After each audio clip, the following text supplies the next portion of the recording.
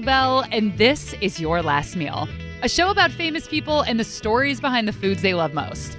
Today on the program, writer and activist Lindy West. Lindy is a contributing opinion writer for the New York Times. She's the author of the truly fantastic book, Shrill, Notes from a Loud Woman. She's also very hilarious, and she chose a very hard-to-pronounce Norwegian pastry for part of her last meal, which we try and pronounce before the interview started. Smorkage. I think that was good. Really? Wait, let's listen to it one more time. Okay. Before I say it on the air. Smorkage. Smorkage. That's really good. You have to be real slow. What was the Danish one again? It was just like smorka. Smorka and Mindy. Yeah. Danish is weird, according to my mother. Yeah, my mom's always like, yeah, Danish is like, good burn, Mom. Yeah, totally. Lindy and I also talk about what it's like eating in public when you're a fat person. Fat being the straightforward word that she prefers to use to describe her body. And she pushes the boundaries of Your Last Meal by regaling us with a fantastic 6-course feast, which has never been done before, I don't believe, on this program. And one of those courses leads us to Larsen's Bakery in Seattle's North Ballard neighborhood, where a Danish baker named Paul Larsen claims to be the only bakery in the country selling a buttery, almondy pastry called, let's try it here, smorkage, a pastry he gave me a slice of at the very start of our interview. I shouldn't have eaten because I'm supposed to talk to you about. And we'll talk about the cozy Scandinavian craze that has invaded the United States over the past couple years called hygge. You may have seen this in writing. It's Hygge. Hygge. Very good, Aaron Mason. Thank you. We will talk about hygge with two people, Meik Wiking, who is the author of The Little Book of Hygge, and Signe Johansen, author of How to Hygge, The Nordic Secrets to a Happy Life. But first, the easy-to-pronounce Lindy West.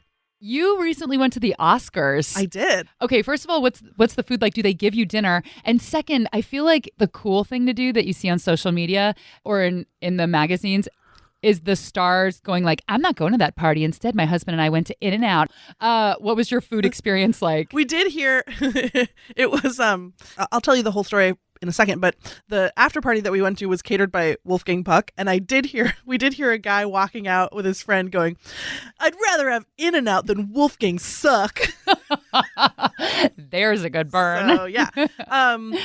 Which was incorrect because the food created by Wolfgang Puck was incredible. But okay, so first of all, you go to the Oscars, they have like hors d'oeuvres and champagne beforehand, except we did not get there in time. So there was just like some bags of popcorn and chips, potato chips, plain.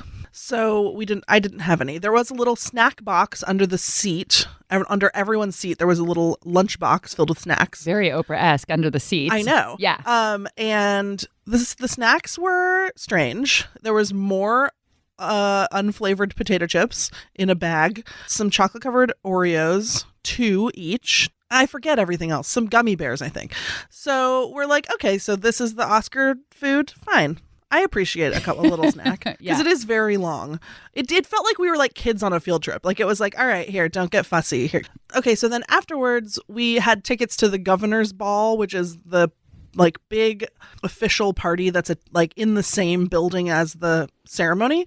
And that's what was catered by Wolfgang Suck, which was truly incredible. It was like the buffet stretched around like 3 sides of this massive ballroom. And it was like, there was about, a mile of desserts that were like tiny chocolate Oscar men airbrushed gold by Wolfgang himself. Like it was crazy. And there was a whole thing that was like a pile of lobsters and you could just go grab them. So if you're calling him Wolfgang, does it become Wolfgang socks? Yes. Okay. It's Checking. Probably Wolfgang also. Wolfgang sucks. I don't know. But I had all this like makeup on and I was wearing like a light pink dress. And so I actually didn't really eat that much of the food, but my husband did. And he said it was amazing. Like, I was like, I just feel like I can't just be like slamming lobsters. I'm going to destroy this dress, which I hope to return. So no lobster bib, I'm guessing. No lobster bib. You yourself like to use the word fat. And yes, you are... I love it. You love it, yeah. It's your favorite. And people define you as leading the fat acceptance movement. So can you talk about what it's like? I mean, even just to come on a podcast like this, like you've had problems with trolls in the past and you've since quit Twitter, which I imagine has taken down your troll count, and you don't write for Jezebel anymore. So you don't have like all of these people leaving comments like you used to. But what is it like to go on a food show or just to eat in public as somebody who identifies as fat? Oh, I assume, I don't know what it's like to be a thin person going on a food podcast, but it's a different experience for sure. I mean, there's a lot of pressure to present yourself as like a good kind of fat person, the kind of fat person who's trying to be thin, who's eating 6 almonds for breakfast, and not eating, for example, what I actually had for breakfast today, which was only by necessity and by accident. But I was like, sometimes when you do a radio thing, they have you say what you had for breakfast to get your levels. And I was like, should I lie or should I tell the truth? The truth is, the lie that I was going to say was that I had nothing for breakfast. The truth is, I was late, so I ran out the door. And then halfway here, I started to get panicked with hunger. I was like, oh God, what am I going to do? I don't have time to go to the store. What am I going to do? And then I remembered that in the glove compartment was a Twix that my husband bought on the ferry yesterday and then did not get eaten. So then I had half of a Twix. So does half mean one of the bars? Great question. I was like, I will have to explain that I had half of a Twix. I had a quarter of a Twix. Okay. I had half of a right Twix for my breakfast. The right one is way more filling than the left. I think you made a good choice. Yeah. Oh, so anyway, you weigh questions like that. Like, should I tell this ridiculous story about eating half a Twix for breakfast? Because now that I did tell it to you into the microphone, if anyone who hates me and thinks I'm disgusting is listening, they'll be like, see, I knew she eats a candy bar for breakfast every day. Right. Because people also don't believe you if you're like, I had salad. Like, there's no winning. If you're like, yeah, I had 18 cookies, they're like, duh. And if you're like, I had a bowl of fruit, they're like, no, you didn't. So basically, I mean, I don't really actually engage in any of that, but there's still that lingering anxiety of like, oh, how is this going to be used against me? Well, yeah, you've come to a place where you have a healthy relationship with yourself and with food. It seems like from what I've read in your books and your articles and stuff. But like, did you or do you ever have an experience like where you order something that you don't really want when you eat in public because you feel like you have to eat something healthy? Oh, totally. I'm always like spending $8 on cantaloupe. You know what I mean? Because you want to have pancakes, but it's like, you can't just have pancakes. Yeah. I need to have some virtuous honeydew chunks. And they're never good. They're always good. underripe. And they're so expensive. Also, I feel like restaurant fruit servings are really doing the honeydew a disservice. Because a good honeydew is incredible and you never get one at a restaurant in a fruit cup. Literally never. Literally never. The cantaloupe are always white and pale. Like, this is not a good way to showcase cantaloupe. No, and I feel like many of our nation's children are growing up thinking that melons are disgusting. I think you're right. And it's simply not true. Because people tell me a lot, actually, that they don't like cantaloupe. Yeah. A lot. People are running up to you on the street. Yeah. They have to let you know. It's true. And you've also had experiences when you go out to eat with your husband, who you describe as, what do you describe? Like traditionally? I don't know. It's normal. Normal. Well, no, I guess normal is a kind of a loaded word. We don't like to use the word normal. He's tall and average size. And people have given you separate checks because they don't think that you're a couple. Oh, like once a week. Really? Yeah. Wow. I know, it's really weird. I mean, you can't necessarily attribute it every time to people assuming that we're not married.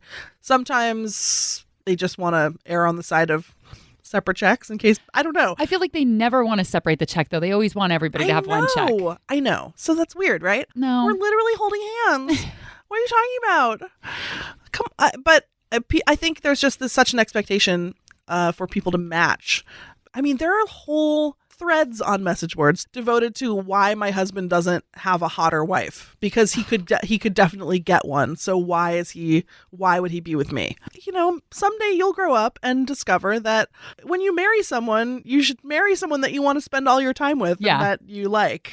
So get a little more sapiosexual. Sometimes people just like each other and then they are in love and they get married and it's fine. Can you tell the story from your book about, I think you were at Sasquatch, about eating this is my favorite thing to say because it's so alliterated, the personal pan pepperoni pizza? Yeah. People love this story because it's humiliating.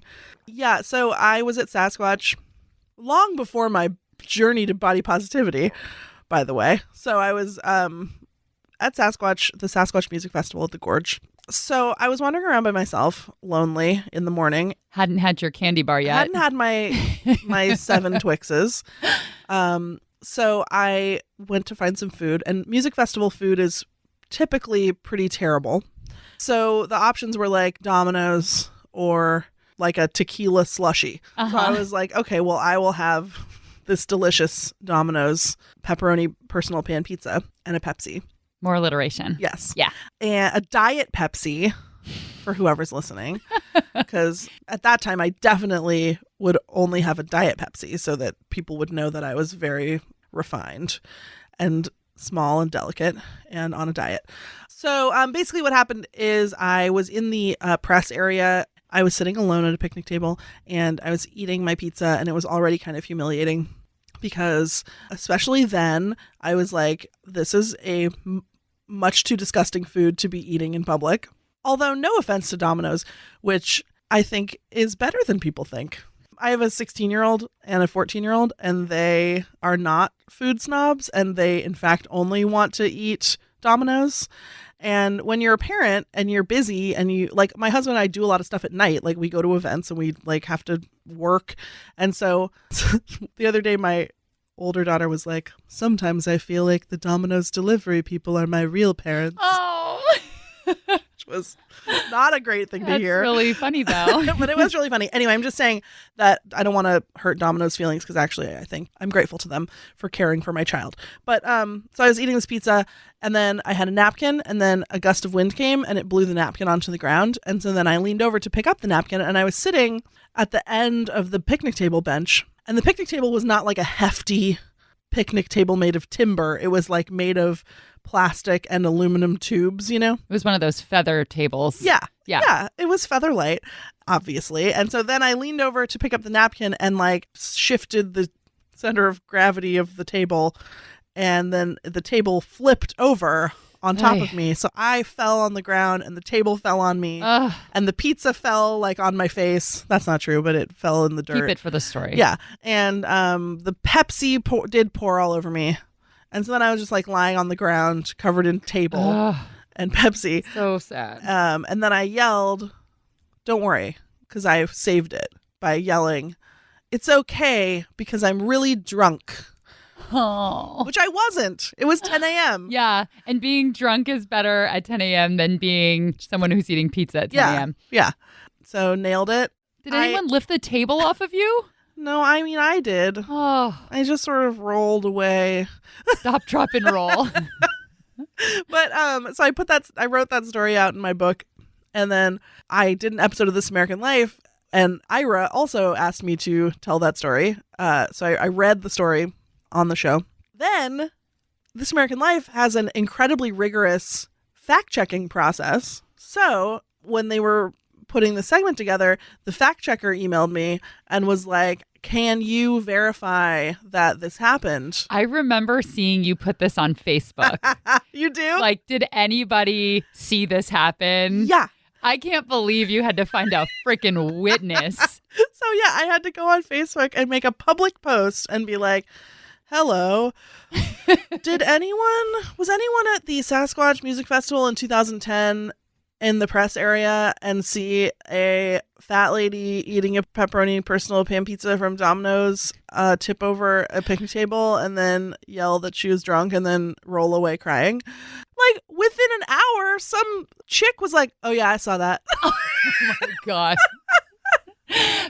Oh my God. And then I had to like put her in touch with the fact checker so she could like testify. All right, let's transition into a jollier topic. What would your last meal be? Oh my God. Okay, so don't be mad.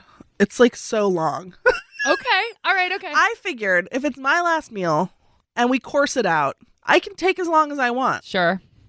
Like we're in Europe. Okay. Maybe Wolfgang will be the chef. Maybe you will. Or sorry, Wolfgang. Wolfie, my friend. So this was really hard for me to figure out because I love everything.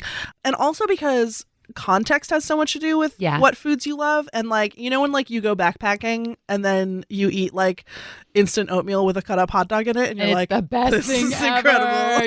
Yes. And now I want to try that. So I was thinking back to like the meals that changed me. So first course, pancakes from Geraldine's in Columbia City. Oh, nice. Either buttermilk, sour cream, or ricotta. So for people who don't know, Geraldine's Counter is a diner in South Seattle in the Columbia City neighborhood. Mm-hmm. And they have the best bacon because they get it from across the street from, what is it called? Bob's Meats? Yep. It is so delicious. It's like very chewy without being too soft. It's the best bacon in town. It's like thick and special. So special. So, buttermilk pancakes from Geraldine's. Can I just say something really fast? Yeah. Last week, my boyfriend said that his dad just started dating someone. And he said, her name's really funny. You're going to think it's really funny. And the first thing I thought was, well, how funny could it be? How am I going to fake laugh for this name that's not really that funny? But her name is Marilyn Pancake. And I laughed and I was crying. I laughed so hard. It was true. It's such a funny name. Incredible. And I want to know country of origin and where did this come from? On Ellis Island, where they like, you're a pancake now. I'm so jealous of that, to be honest. I love that name. Oh my God. Okay. Second course, I'm going to put a childhood favorite. So my mother is, her parents immigrated from Norway. They had 7 kids. They had 5 kids in Norway, moved to Seattle, then had my mom, and then had my uncle. So she was the first of the 7 born in the States. So I grew up in a very like Norwegian intensive lifestyle. What does that entail? There's just a lot of Norwegian flags around the house. My mom is very, my mom believes that Norwegians do things the right way. Okay, I got it. Yeah.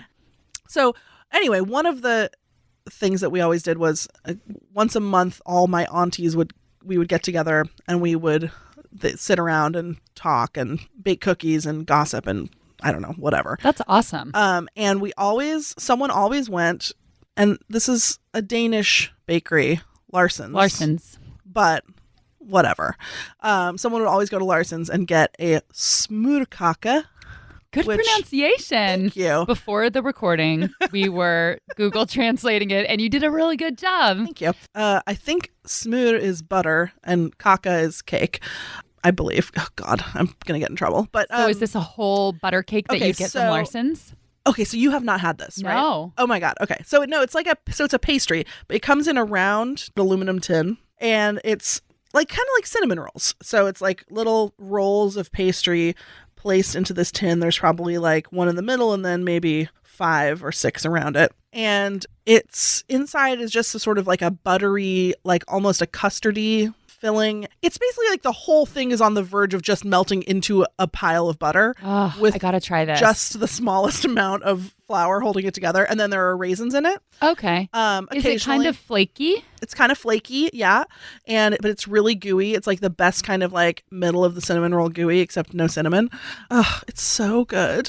And it has like a glaze on it too. It has like an icing, just like a sort of, a plain white, like you would have on a cinnamon roll. Yeah. Smorkage. And you can buy it at Larsen's. So does this fall into the category of, I'm going to use the pronunciation that my Danish friend told me, which is hygge, the Hygge, this word, which basically means being cozy and like getting together and eating tasty things and having a fire going and like enjoying each other's company and wearing sweaters. Is this what this monthly gathering was? Absolutely. Okay. Yeah, that's exactly the vibe. And now at this point, like people have moved away, a couple people have passed away, and it's just obviously it doesn't happen anymore. And it was very much a cozy gathering of sweaters. It sounds really nice. Hygge, I think is the hygge. Yeah, people in Northern Europe have a handle on how to survive the winter much better than we do here in Seattle. Yeah. You have to. Okay, so Smorkage, it's spelled Smorkage, Smorkage. Why rent when you could have a Smorkage? It's a good investment. We are only on course number 2 of Lindy West's magical 6-course journey, but we're going to take a break for 2 things. First of all, a word from our sponsor. Let's take a cocktail break. And when we come back, we're going to go to Larsen's Bakery to learn more about smorkage. I have to stop and pause and do a weird voice every time. And we'll learn about the wonderful, cozy world of hygge.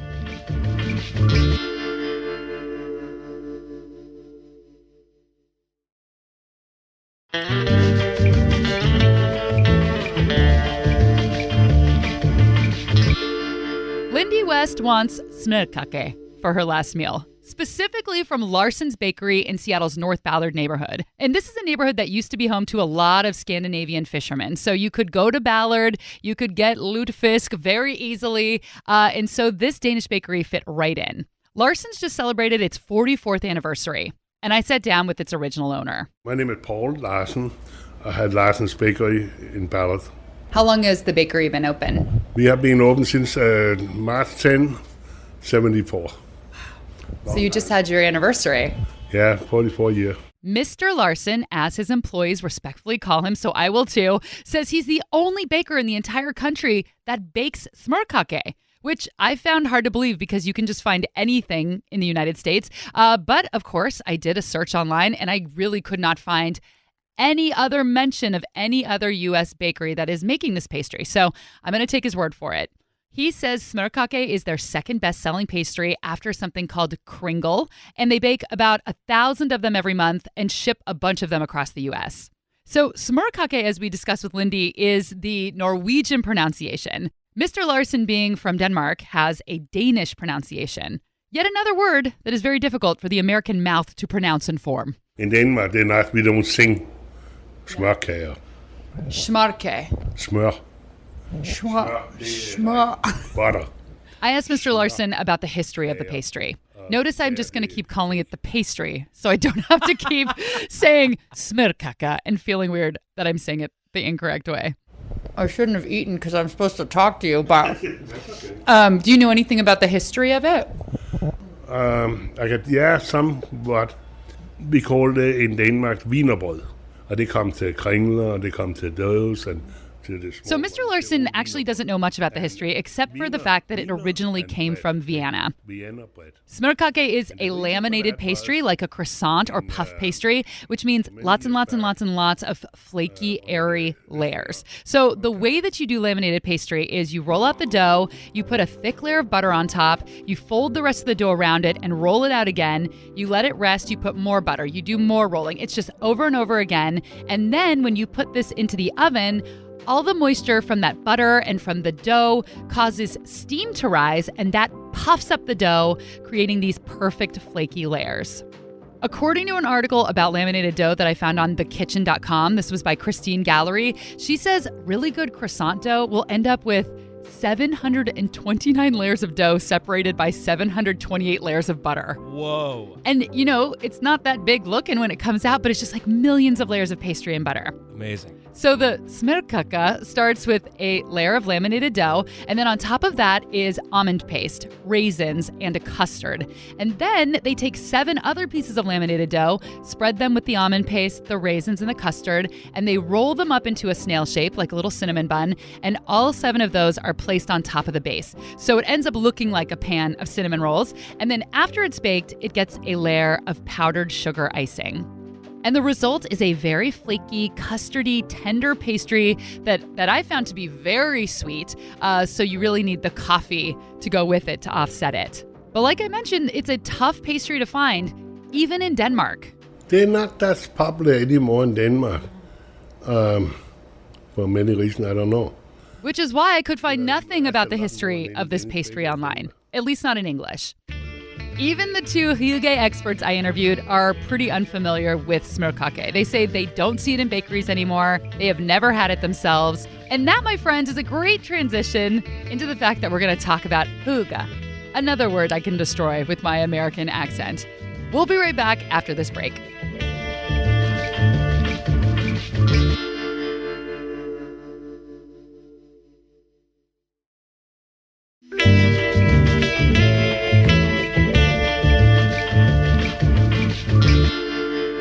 Lindy West talked about these cozy gatherings of her childhood where her aunts would come over to the house and they would wear sweaters and gossip and eat pastries. And this is basically the definition of hygge.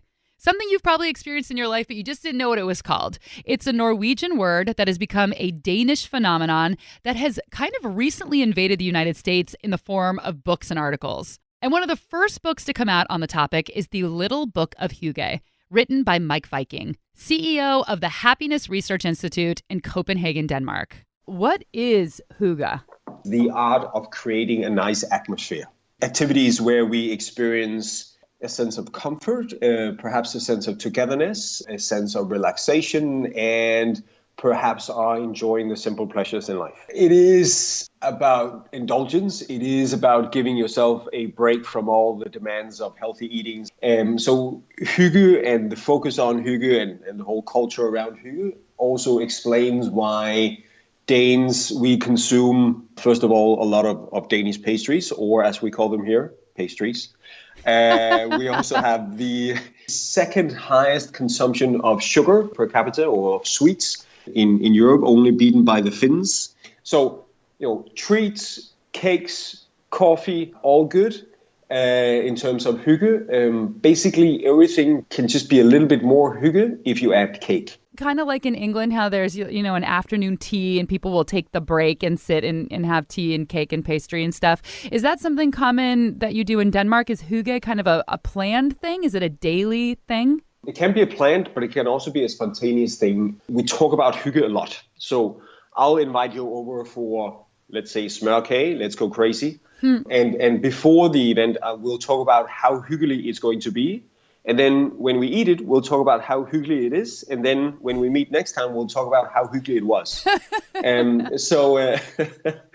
I love this word. So is this a conjugation of the word hygge, that hyggelig? Is that like the adjective of hygge? Exactly. Okay. Yeah, so that's the adjective. So it can both be a noun, an adjective, but also a verb. Signe Johansen is a food anthropologist and author of How to Hygge, The Nordic Secrets to a Happy Life. She was born in Norway and currently lives in the UK. Now, before a couple of years ago, I had never heard of hygge before, but now there's kind of an explosion. When I go to the bookstore, I see all kinds of hygge books on the shelves. I see articles, and Seattle was recently named the most hygge city in America. Why do you think that this movement is happening? Why the hygge invasion on the United States? Well, I think it's almost like a perfect storm. I mean, for years, people have been interested in Scandinavian design, contemporary furniture, art. You've had, certainly in the UK, I don't know so much in the United States, but you've had an enormous interest in Nordic noir, which is a genre of kind of crime thrillers, both in literature and in television and film. Then there's also restaurants like Noma in Copenhagen. So there's a lot of top restaurants who've really come to the fore in the last decade. There's just a lot of interest in the region. I think also people are really intrigued and fascinated by the quality of life that they read about and they hear about from all the Nordic countries. It's kind of embarrassing, but at some stage every year, either Norway, Sweden, Finland, Denmark, or Iceland seems to top a league table of, world's happiest people. It's kind of a testament to the region as a whole that, we don't have a lot of power. We don't have political power in the world, but people live really well. And so I think that's quite compelling and it's interesting to people from outside the region. All right, guys. I hope you've gotten kind of hyggelig while you've been listening to the show. Are you wrapped in a blanket right now with 7 cats on your lap, sipping chamomile tea and dreaming of bison stew? Well, good.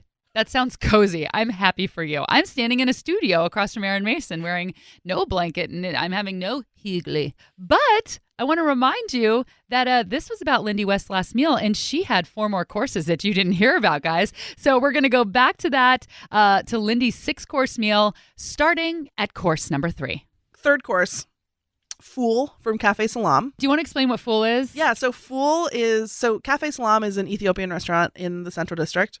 MLK and Cherry. And Fool is a breakfast dish that's like fava beans sort of mashed with tomatoes and onions and peppers and spices, and there's a hard-boiled egg on it, and then you eat it with these beautiful little mini sort of fluffy baguette loaves. I don't know where they come from, but they're incredible. It's truly like the most perfect plate of food. I mean, I would eat it every day. Fourth course. So like I said, this is an all-day European meal. A smorgasbord. Yeah, a smorkage board. If you will. So, fourth course, I was thinking of this as like a little sort of poo-poo platter. So, we'll have bamboo shoots in hot oil from 7 Stars Pepper, which is my favorite Chinese restaurant. Have you had the cold bamboo shoots in hot oil? No. Oh my God, it's so good. My husband and I are obsessed with it. Wow, I have to get this. So this is a Szechuan restaurant in Seattle's International District, and I go for the hand-shaved noodles. That is my reason for being there, and everything else comes second. Those are fantastic as well. So bamboo shoots in hot oil, green onion pancake from Szechuan Noodle Bowl, also in the ID, which is the greatest green onion pancake on earth. FYI. Okay, spicy fresh salmon roll from Musashi's. So my husband is a really incredible cook, which is irritating because he's like really good at a bunch of things, which I hate. Yeah. Like he's like a really good trumpet player. And also, like when I met him through stand-up comedy, and I was like, that guy's so funny. Last year he decided that he was going to start building things, so now he just like makes beautiful furniture. I was like, okay, man, calm down. Aham just makes it's very simple, but like really incredible teriyaki. So I would have Aham make me teriyaki. Is this still the same course? Is this still your poo-poo platter? Oh, no, sorry. This is the course. This is the main. So we're at the main now. Okay, this is the After fifth course. Yeah. Okay. I was like, how many things can you shove on a poo-poo platter? Also, by the way, this is very, very ambitious because I know that I'm a fat lady, but like I don't have that much capacity, like volume-wise. Yeah. Like I have to quit like definitely halfway through the pancakes. You know, like, And then you have 5 other courses to go. I know.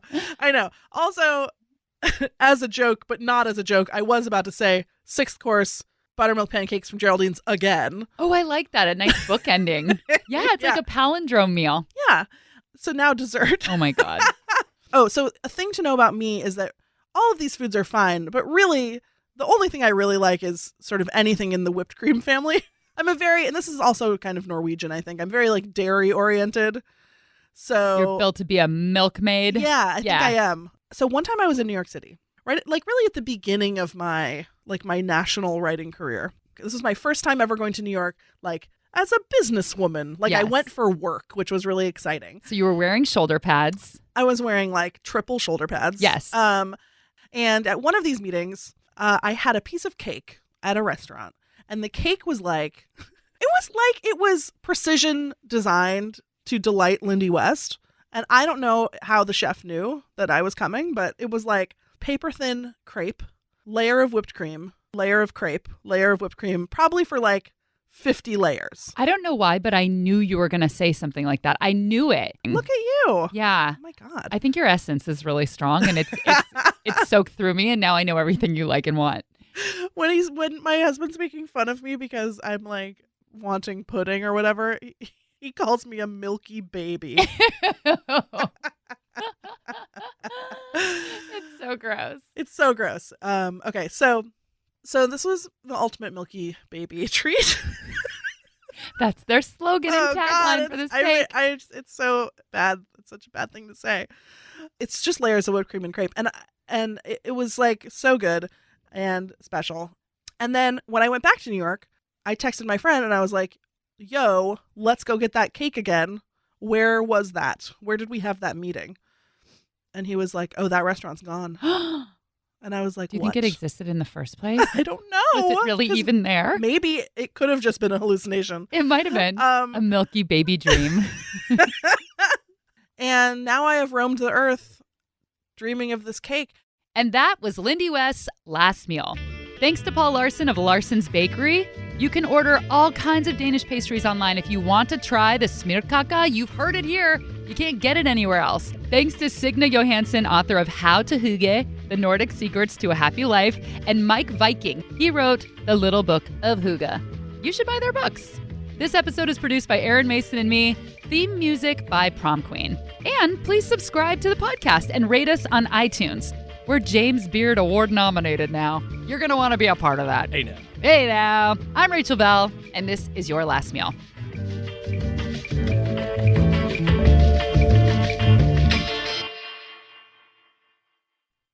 Was I saying hygge? I think it's supposed to be hygge.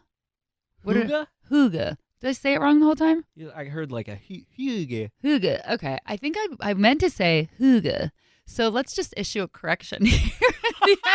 So we don't have to record the whole thing over. Hey guys, I meant to say hygge. So don't get mad that I was pronouncing it wrong, even though that's probably wrong too.